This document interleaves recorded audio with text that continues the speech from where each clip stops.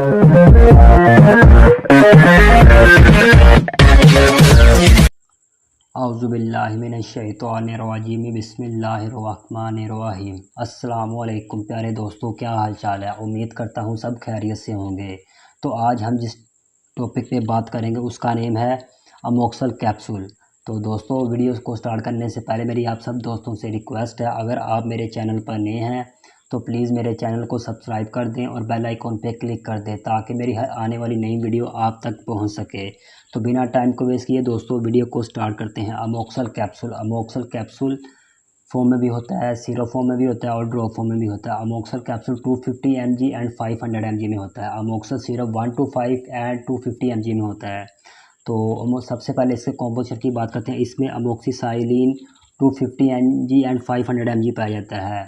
अमोक्सल capsule syrup किस लिए इस्तेमाल किया जाता है? ये एंटीबायोटिक्स कैप्सूल है और बैक्टीरियल इन्फेक्शन के लिए इस्तेमाल किया जाता है।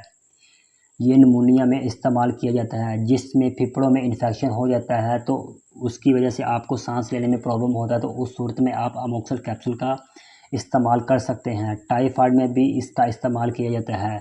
जो लोग गंदी खुराक, गंदा पानी पीने की वजह से टाइफाइड हो सकता है, वो जो कि हमारे लीवर पर असर करता है, इसमें बुखार भी हो जाता है, बदन में दर्द होता है, तो उस सूरत में भी आप अमोक्सल कैप्सूल एंड सिरप का इस्तेमाल कर सकते हैं।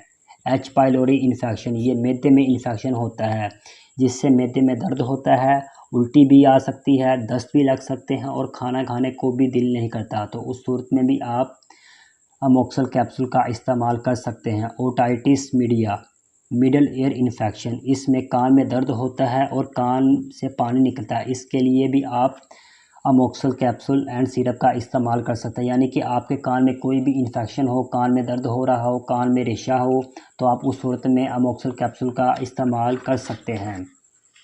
यूटीआई, यूरिनरी ट्रैक्ट इन्फेक्शन, ये पेशाब की नाली में इन्फेक्शन होता है, इससे पेशाब में जलन होती है और पेशाब करते वक्त पस भी आता है, तो इसके लिए भी आप अमोक्सल कैप्सूल का इस्तेमाल कर सकते हैं।